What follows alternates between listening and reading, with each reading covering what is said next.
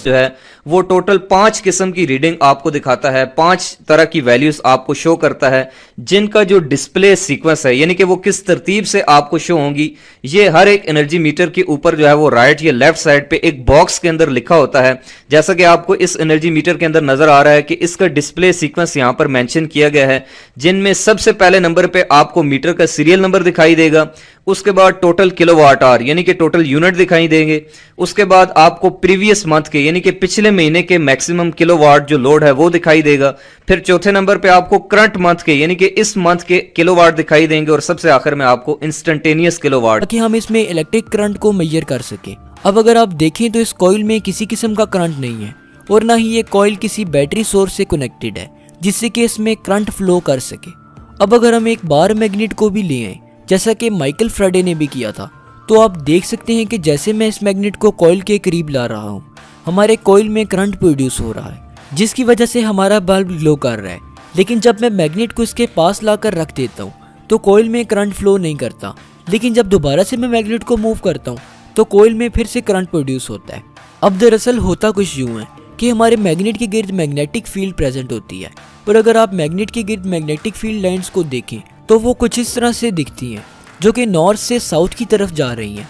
अब जब हम मैग्नेट को मूव करते हैं और इसे कॉइल के पास ले आते हैं तो उसे मूव करने की वजह से इसकी मैग्नेटिक फील्ड लाइंस चेंज होने लगती हैं। इसकी वजह से हमारी कॉइल में इलेक्ट्रॉन्स प्रोड्यूस होते हैं और वो मूव करने लगते हैं, जिसकी वजह से इलेक्ट्रिक करंट प्रोड्यूस होता है, और ये करंट मैग्नेटिक फील्ड की कॉइल से टकराने की वजह से प्रोड्यूस होता है।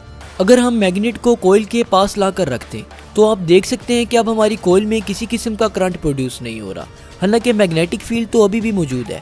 इससे हमें यह पता चलता है कि कॉइल में करंट को प्रोड्यूस करने के लिए मैग्नेट का मूव करना या फिर मैग्नेटिक फील्ड का चेंज होना जरूरी है। अब ये जो सारा फिनोमेना है इसे हम फ्रेडेस लॉ ऑफ इलेक्ट्रोमैग्नेटिक इंडक्शन कहते हैं।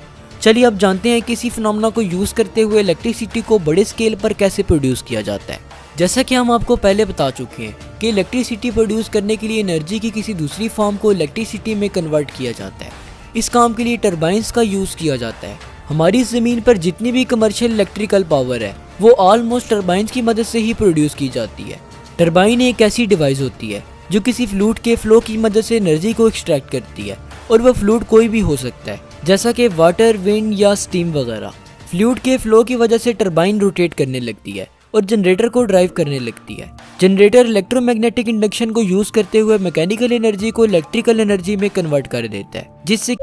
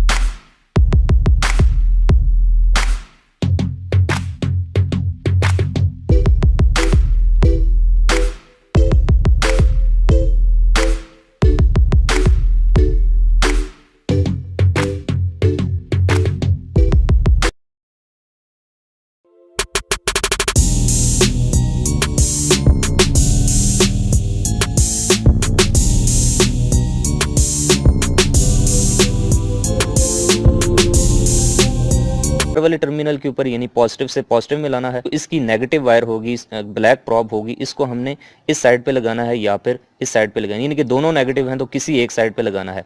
पॉजिटिव से पॉजिटिव मिला, नेगेटिव से नेगेटिव, अब हमारे पास जो है वो मल्टीमीटर कुछ ना कुछ रीडिंग शो करेगा। तो अब अगर कोई भी रीडिंग शो करता है तो इसका मतलब है कि वाकई में पॉजिटिव से पॉजिटिव और नेगेटिव से नेगेटिव मिला हुआ है, तो वो जो ट्रांजिस्टर है वो NPN होगा। दोस्तों अगर वो ट्रांजिस्टर हुआ PNP, यानी कि आपने उसकी ये जो सेंटर वाली है वो ब्लैक हुई, यानी कि पॉजिटिव नेगेटिव पॉजिटिव, सेंटर वाली जो है वो नेगेटिव हुई और आपने उसके साथ पॉजिटिव जोड़ा हुआ और पॉजिटिव के साथ नेगेटिव जोड़ा हुआ, तो अब आपके पास मीटर कोई भी रीडिंग शो नहीं करेगा।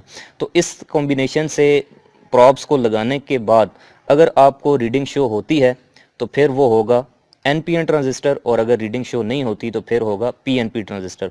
और अगर आप इसको उल्टा करके लगाएं, जैसे ये देखें कि किसी भी ट्रांजिस्टर की सेंटर वाली टांग के साथ अगर आप नेगेटिव लगाते हैं और साइड पे पॉजिटिव लगाते हैं, अब अगर रीडिंग आती है तो वो PNP होगा। अब इस केस में आपके पास रीडिंग नहीं आएगी क्योंकि सेंटर वाला जो है वो पॉजिटिव है और आप नेगेटिव लगा रहे हैं। चलिए दोस्तों, अब ये मेरे पास एक ट्रांजिस्टर है, यही वाला 2N3904। मैं आपको इसके बारे में जो है वो मल्टीमीटर से प्रैक्टिकली जो है वो चेक करके बताता हूँ कि ये NPN है या फिर PNP है। तो उसके लिए आप देख सकते हैं कि मैंने अपने मल्टीमीटर की जो सिलेक्शन है उसको इस कॉन्टिन्यूटी के ऊपर रख दिया है। उसके बाद अगली चीज़ दोस्तों वो ये है कि आपने इस ट्रांजिस्टर को पकड़ना कैसे है। तो उसके लिए आप देखें कि इसकी दो सर्फेसेस होती हैं।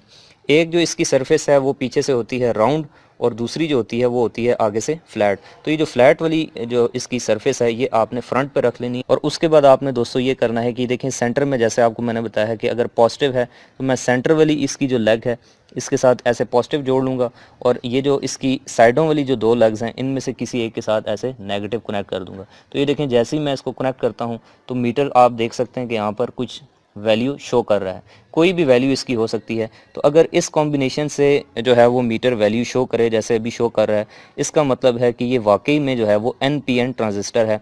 इसकी सेंटर वाली जो लेग है वो पॉजिटिव है और जो साइड वाली है वो है नेगेटिव। लेकिन दोस्तों अगर मैं इसको ऐसे उल्टा कर दूं, यानी कि जो है वो इसकी सेंटर वाली पॉजिटिव जो है वो टांग के साथ नेगेटिव वाला टर्मिनल लगाऊं और जो साइड वाली नेगेटिव है उसके साथ पॉजिटिव लगाऊं, तो अब ये मुझे कोई भी रीडिंग शो नहीं करेगा। ये देखें मैं इसको इस तरह से कनेक्ट कर रहा हूं तो अब मीटर कोई भी वैल्यू शो नहीं कर रहा। तो जब इस कॉम्बिनेशन में जो है वो वैल्यू शो ना करे तो इसका मतलब है कि वो NPN ट्रांजिस्टर है। इसी तरह दोस्तों अब ये जो दूसरा ट्रांजिस्टर था हमारे पास PNP ट्रांजिस्टर 3906, इसके ऊपर आप देख सकते हैं ये लिखा हुआ भी है 2N3906। अब इसको हम चेक कर लेते हैं मल्टीमीटर से कि ये PNP है या फिर NPN है। तो उसके लिए मैंने आपको बताया है दोस्तों कि जो PNP ट्रांजिस्टर होता है इसकी सेंटर वाली जो लेग